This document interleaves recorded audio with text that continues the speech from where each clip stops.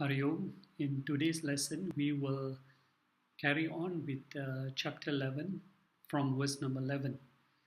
So, what we have seen so far is that Arjuna has um, requested the Lord to show him his universal form, Vishwarupam. And the Lord has blessed Arjuna with a divine vision. That is in verse number 8. So he has blessed Arjuna with divine vision because he says to Arjuna that with your two physical eyes, you cannot see my universal form. So then the Lord blesses Arjuna with Divya Chakshu. Divya is divine, Chakshu is vision. And as I've explained, the divine vision is has to do with the mind. Because the Lord is everywhere around. He is in the whole creation. But why is the devotee not able to recognize or experience the presence of the Lord in this creation? It's because the mind is polluted with ego, anger, desire. The mind is also not single-pointed. And the mind is devoid of spiritual knowledge.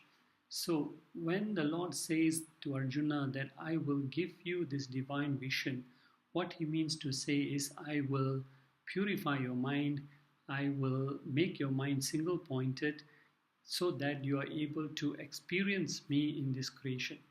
So the world is not going to change. It is Arjuna's inner vision, purity of mind. He's looking at the same world now with a new vision. So when the Lord blessed Arjuna with this divine vision, Arjuna must have been wonderstruck to suddenly have this new experience of seeing the presence of the Lord everywhere. So from verse number 9, Sanjaya takes over the commentary up to verse number 14. So from verse number 9 to 14, Sanjaya starts to comment on what Arjuna is experiencing, and we have covered verses 9 and 10 last week. Let us proceed now with verse number 11. So what Sanjaya is now describing that universal form of the Lord. He says Ambara. So the word Ambara here means garments. And Sanjaya says that the garments the Lord is wearing, there are many, many, many garments.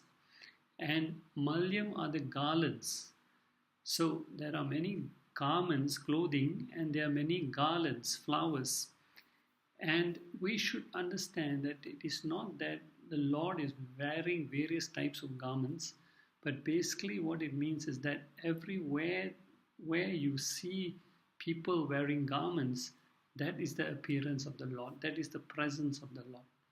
And wherever you see garlands, on whoever we put the garlands, that is also where the Lord is present. So whether we garland any person or we garland a deity, wherever the garland is, it reflects the existence or the presence of the deity. Next, Sanjaya says about the Vishwarupam, Anulepanam. The Lord is smeared with lots of gandha, which are perfumes, which are fragrances. So everywhere, wherever we smell this fragrance, this perfumes, it is also reflective of where the Lord is present. So wherever there are people wearing garments, wherever there are garlands being put, wherever there is fragrant smell, everything connects with the Lord. A devotee connects with the Lord through the experience of all his senses. Where before the eyes only saw a garland, now the same inner vision, with the change in the inner vision, when the eye sees a garland, the mind immediately recognizes the presence of it, the Lord. And he says the Lord is also Vishwataha on all sides, Mukham, his face is on every side, facing north, south, east, west. So, meaning that wherever the people are, whether a person faces north, south, east, west, wherever the people are facing, that person again represents the presence of the Lord. The Lord is there in that person who is facing north. The Lord is there in that person who's facing south. Everywhere the Lord is there. And therefore, the Lord is Anantam, limitless, infinite, as whose limit cannot be known or seen. Why? Because He is all pervading, He is everywhere. Even far away galaxies which are not visible to the common eye, the Lord also exists there. The entire universe, the Lord resides there. In the Purusha Sukta hymn in the Rig Veda, there is a verse that says, all part of the Vishwa Bhutani, limitless creation, everything which we can see in creation, which we can experience in creation, is but one pada, that is one part only, 1/4. 3/4 of Him is the divine part, which is the immortal part, which cannot be experienced. So what we are experiencing only is 1/4 of that totality of the divine vision. And then he goes on to say, Vishwarupa is also full of many ascharya, wonders, because wherever we see a rainbow, wherever we see what we call a sunrise or a sunset, every wonder should connect the devotee's mind to the presence of the Lord. Now, verse number 12 is a very famous verse in the Gita, which describes the very effulgence of the Lord. So as we know, even to see the sun directly in the morning, we are not able to withstand the brightness. So brilliant is that one sun alone, even though it is millions and millions of miles away. But the Lord's brilliance is even more greater than the sun. So Sanjaya gives an allegory to explain the totality of the brilliance of the Lord. In the Kathopanishad also, there's a very beautiful verse which is used as a prayer verse during the arati in the temples.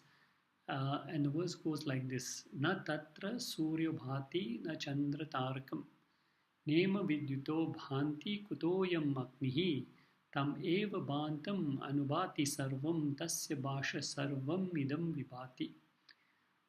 Na tat surya bhati, where the sun does not shine. Na chandra, neither the moon. Na tarakam, neither the stars. Nema vidyuto bhanti, kutoyam, nema vidyuto bhanti, where the lightning also doesn't shine. Kutoyam agnihi, what more to speak of a simple fire. So where even the sun doesn't shine, the moon doesn't shine, lightning doesn't shine, what more to speak of a normal fire? Tam eva bhantam anubhati sarvam, that shining, that effulgence of the Lord makes everything else shine. So everything shines because of the effulgence of the Lord. Tasya bhasha sarvam idam vibhati. By virtue of your brilliance, everything here is illumined. And this is sometimes used in an arti because in the traditional temples, the deity is kept in a sanctum which is dark. So in the evening when the arti is offered, the light of the arti reveals the vision of the deity in the darkness. And this verse says that, that this light is there to help us to illumine you, for us to see you. But actually in reality, the Lord's effulgence is greater than all the shining objects in the world. So in chapter 15 of the Bhagavad Gita, verse 6 or so, there is a similar verse along this Kathopanishad. So now Sanjaya is describing the effulgence of the Lord. He says, suppose Baha, the brilliance, let's imagine, Sanjaya says, the Baha or the brilliance of Sahasra, thousands. Thousands of what? Surya. So Sanjaya is saying, we know the brilliance of one sun, but just imagine the brilliance of thousands of suns. Utita, that means they arise. Imagine 1,000 suns arising, yugapat, simultaneously, all at once.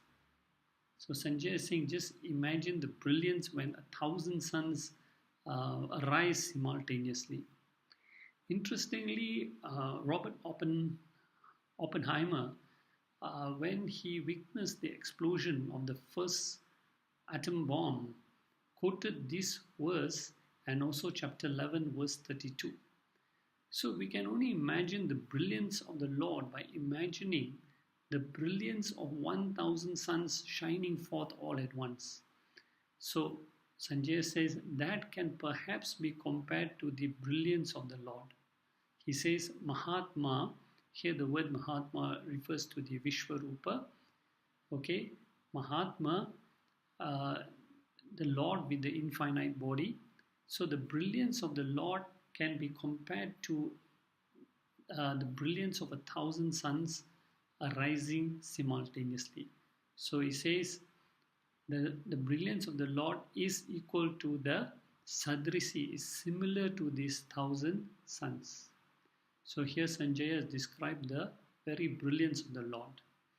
In verse number 13, Sanjaya continues to give the description. So two more verses, 13 and 15, and then from verse 15, Arjuna will resume his description of the Vishwarupa.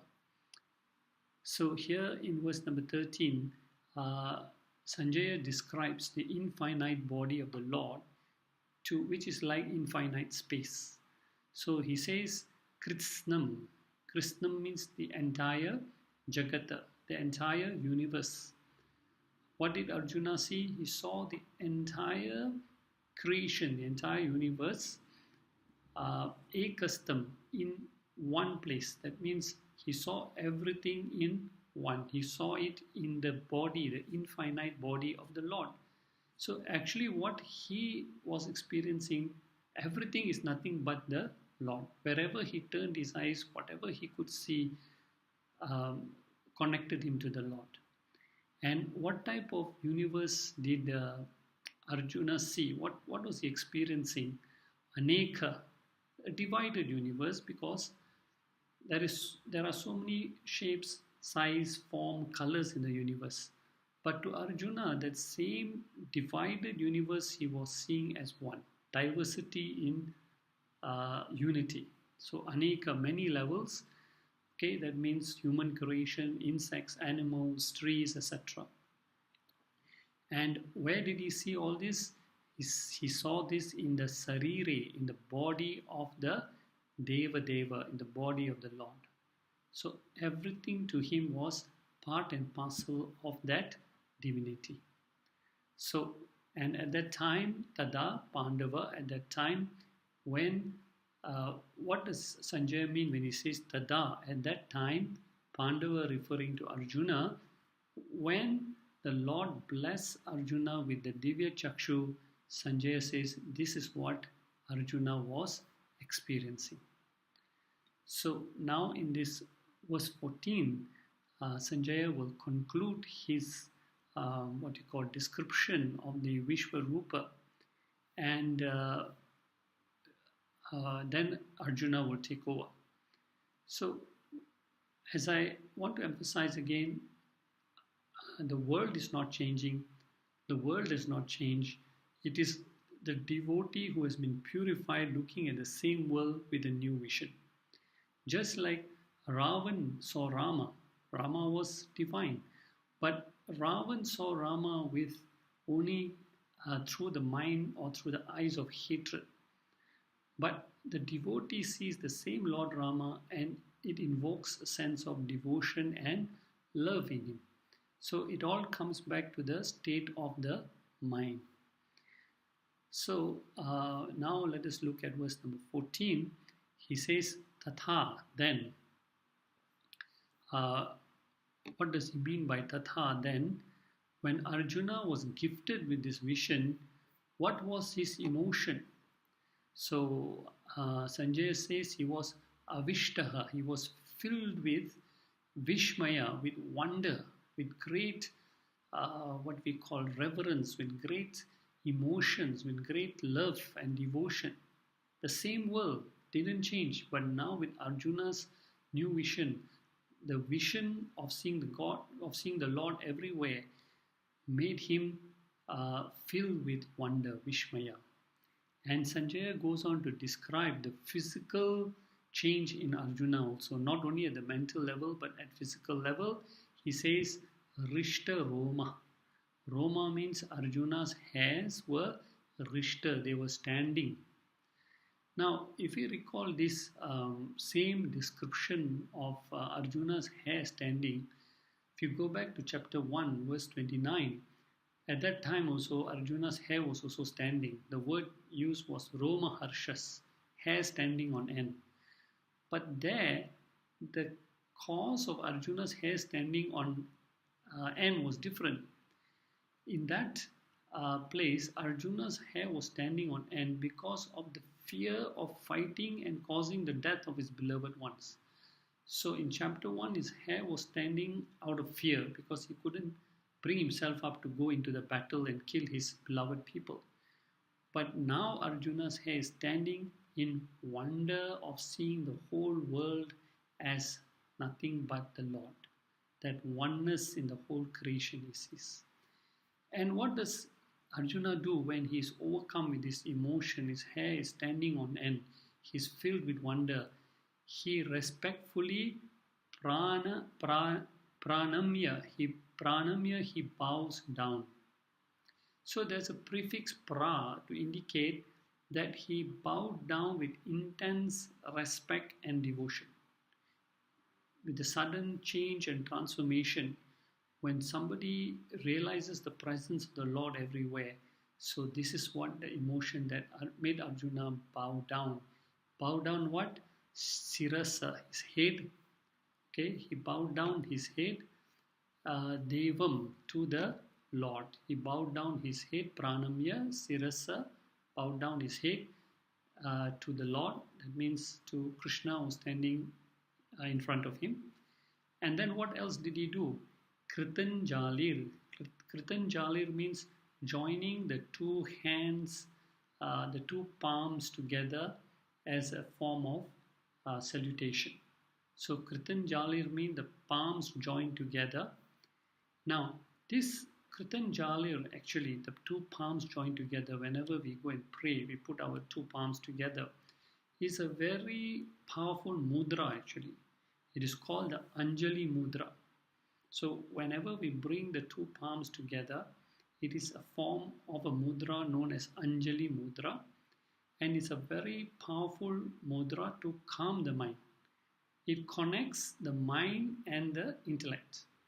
Now that Arjuna has regained his composure, so he puts his two hands together, bows down to the Lord, and Abhasata, he says the following words. So now let us imagine that state of Arjuna, that the reverence, the devotion is going through, the amazement of having this divine vision. Bows down to Krishna, puts his hands together, and this is what he speaks. So Sanjaya has now introduced that state of Arjuna's mind, and now we will see from verse 15 onwards Arjuna himself describing that Vishwarupa. And here also from verse 15, you must notice that the meter, the recitation meter changes. Whereas previously it was in 4 lines of 8 syllables, from verse 15 it changes to 4 lines of 11 syllables. So it's a different, this is what Vyasa, when he wants to emphasize on something, he sometimes changes the meter. Okay, so from verse 15 to verse 31, that's the new meter that is used, and Arjuna sings the glories of Vishwarupa. And in these verses 15 to 31, he goes through what we call three different emotional responses. The first stage is Vishmaya or Ascharya. Ascharya means he sees everything as a wonder. He sees the Lord everywhere and he is thrilled beyond amazement and wonder. So the first response is Vishmaya, or seeing everything as a wonder. Now, what we call, so that is the first emotion that we will see. And then later on, he'll go through two different emotions. So now Arjuna is speaking now. He says, Deva, O Lord, Dehe, in your body. I am seeing in your body. What am I seeing? Pashyami, I'm seeing all the varieties of the Devas, all the various gods. So Devans, the Deva, the word is Lord in singular. What is Arjuna seeing in that one singular body? He's seeing all the Devans, which is plural. All the varieties of Devas who are in charge of the various aspects of the creation. So what Arjuna is saying is basically every Deva, every deity is actually part and parcel of that one supreme being. Ultimately, there's only one supreme being, Brahman, who expresses his powers through various different devas. So this is what Arjuna is realizing now also. And he says, Tatha, also, what do I see? I see Bhuta. Bhuta means the beings, the various beings, moving, non-moving, Vishesha of different species, from the very smallest insect to the gigantic elephant, everything, to even the planets. Samgan, the multitude of all the different things in this creation, he is also seeing everything as part and parcel of the Vishwarupa. And what else does Arjuna see in this vision? He sees Brahmanam, that is Lord Brahma, the four-faced Brahma, and he is described by Arjuna as Isham. Isham here means the creator or the origin of all. As we know, Lord Brahma is the what we call in charge of all creation. And in what way does he see Lord Brahma? He sees Lord Brahma in Kamala, in the lotus asanam. He's sitting in the lotus. Because we've seen in the Puranas that it is said that Brahman, Lord Brahma was born out of Lord Vishnu's navel, and he's depicted, Lord Brahma is depicted as sitting in the center of the lotus flower. And who is the creator of Lord Brahma? It is no other than Brahman. So Brahma is a power of Brahma, is the creator, is a power of that supreme Brahman. So Arjuna is also seeing the creator, the one who started the whole creation. And what else does he see? He says, I see Sarvans, I see all the rishis. Rishis here are all the what we call sages and saints who appeared at the time of creation. Okay, and in chapter 10 also we were told about the Sapta Rishis, the first original Rishis who came first. So Brahma created the Rishis, and then from there the whole creation came. And there are the names of these Rishis mentioned there, and also many other Rishis who came after that. What else does Arjuna see? He sees Uragams. Uragams are serpents. But he says all these serpents are divyan, they are divine. So he says, I can see all the divine serpents like Vasuki, like Ananta, which were also described in chapter 10. So just keep in mind, Vishwarupam, this divine vision that Arjuna is having, is not seeing extraordinary things, but seeing the ordinary world itself as extraordinary. So the world remains ordinary, but a change in vision, one experiences the same ordinary world as extraordinary. And then we go on to verse number 16 as Arjuna carries on describing this Vishwarupa.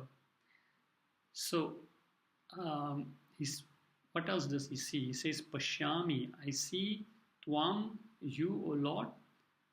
How does he see the Lord? He sees him with many bahu, many arms. I see you with many, many arms. Udaram, I see you with many, many stomachs. Vaktram, I see you with many faces, many mouths. Netram, with many, many eyes. Again, we must not make the mistake to imagine that the Lord himself has got thousands of hands, thousands of eyes, thousands of stomachs. No. What it means is that everywhere where you see a human being, that is the presence of the Lord. So wherever there are hands, wherever there are eyes, wherever there are stomachs, that indicates that the Lord is present there. So we have to keep this especially in mind. And then he says, Anantam, infinite Rupam. O Lord, you have limitless forms, that you can appear in any form, because everywhere that you see a form, whether it is moving or not moving, it indicates the presence of the Lord. So when we look at the limitless forms, that means wherever we see a tree, we see a cow, we see a human being, it indicates the presence of the Lord, Ananta Rupam. And what else does he see? Now, the thing is, now when the Lord is infinite, he is everywhere. So the question comes, where is the beginning, where is the end, where is the middle? So here Arjuna says, Tava, your Adhim, where is your beginning? Madhyam, where is your middle? Anta, where is your end? I do not know. Because since your forms are infinite, limitless, I do not know where is your beginning, where is your end, where is your middle. So Anantam here refers to the earlier, in fact, Anantam was there to refer to limitless forms, and also here it means limitless refers to in terms of space, because everywhere you see the Lord. Where there is a form, you see the Lord. Where there is no form, also you experience the presence of the Lord. So now Arjuna says, Vishveshvara, O Lord of the universe, Vishwarupa, O Lord whose body is the universe. Vishwarupam. So Vishvam eva rupam shariram yasya. Yasya, the one whose shariram, the body, is the rupam or the form of Vishwam, the world itself. Vishwam eva rupam shariram yasya. So this is what Arjuna is describing. And then we come to verse number 17. Here Arjuna says, Lord, I pashyami tvam. I see you, what? Wearing a kiritinam, a diadem. Kiritinam, which a diadem is a jewel crown, which is worn by what we call, by only certain respected people. So of the devas and all, you can see them, like some of the gods and all, they wear this kiritinam, which is a jewel crown. And I see you wielding a gada, a mace. So the Lord has a jewel crown, he has got a gada, a mace, and chakra, a disc. So just like all the eyes of all the people, all the heads of all the people, all the eyes of all the people are only indicating the presence of the Lord, in the same way, understand this, now Arjuna is on the battlefield. He's seeing various kings who are wearing the what we call the jewel crown. He's seeing various warriors who are holding weapons. So he says, wherever I see someone wearing a crown, wherever I see a weapon, I see your presence there. Okay, it is not that Lord is holding so many weapons, but whoever is holding a weapon, Lord sees, Arjuna sees the presence of the Lord there. So he says, O Lord, you are Tejo Rasim, you are the effulgence. Your effulgence is Deepti Mantam, it is shining bright. Sarvato, all over. I see your effulgence shining bright all over. Why? Because it is because of the Lord's effulgence that everything else is shining. So wherever Arjuna sees brilliance or anything shining, he recognizes that as the presence of the Lord. And he says, your effulgence is so glaring, I'm finding it very difficult. Durniriksham, I find it difficult to look at you, Samantha, on all sides, because your brilliance is coming from every direction. So the Lord whose effulgence is like, he describes this effulgence, Arjuna describes this effulgence as Deepta Analam, blazing fire. Not just Deepta means blazing, Anala means fire. So it is not just a normal fire, it is a blazing fire. And what is it like? Arka. The word Arka here represents the blazing sun. So your brilliance is like the blazing fire of the sun itself. Duty means effulgence. Apremeyam, it is immeasurable. Nothing in this creation can compare to your effulgence, O Lord, because your effulgence is a combination of everything that shines here on this earth. So with this, we will stop at verse number 17 and we will resume the next lesson with verse number 18. Hari Om Tat Sat.